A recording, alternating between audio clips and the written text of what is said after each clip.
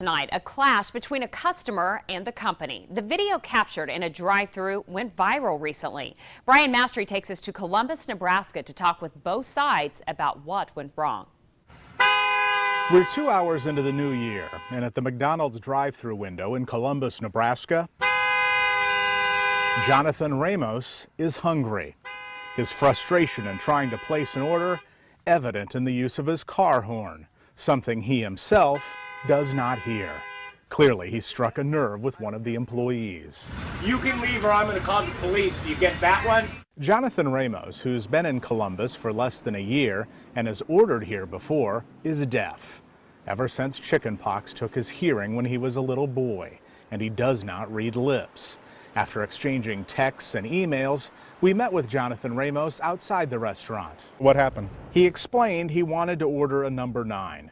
And that he usually types the information on his phone and then shows the order to the employee.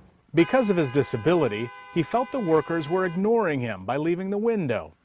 After this exchange, Jonathan Ramos said the employees need a lesson in dealing with hearing impaired customers.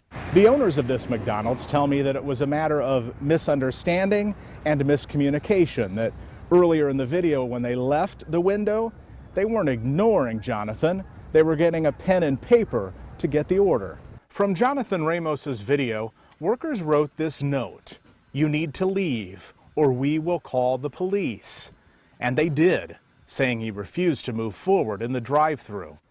The owners tell WWT6 News that his minute-long video is only part of the story, that their own drive-thru security cameras paint a different picture of Jonathan Ramos disrupting a busy drive-thru by honking his horn for 9 minutes before turning his own video recorder on.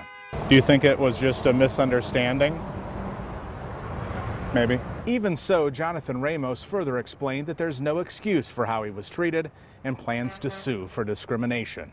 For the restaurant's part, owners admit tempers flared, but that neither side communicated well, saying deaf customers usually bypass the speaker and go straight to the window to hand them a piece of paper with the order. After the incident, the McDonald's now keeps a pad and pen near the drive-thru in order to better communicate with the deaf community. Jonathan Ramos, at the very least, hopes he's opened some eyes for everyone when it comes to dealing with those with a disability. In Columbus, Nebraska, with photographer Jim Hinchuk, I'm Brian Mastery reporting, WWT6 News. Jonathan Ramos wishes more drive-thru restaurants would add cameras in place where people order as a way to make it easier to communicate with the deaf customer. The McDonald's owners in Columbus say Jonathan is welcome at the restaurant anytime.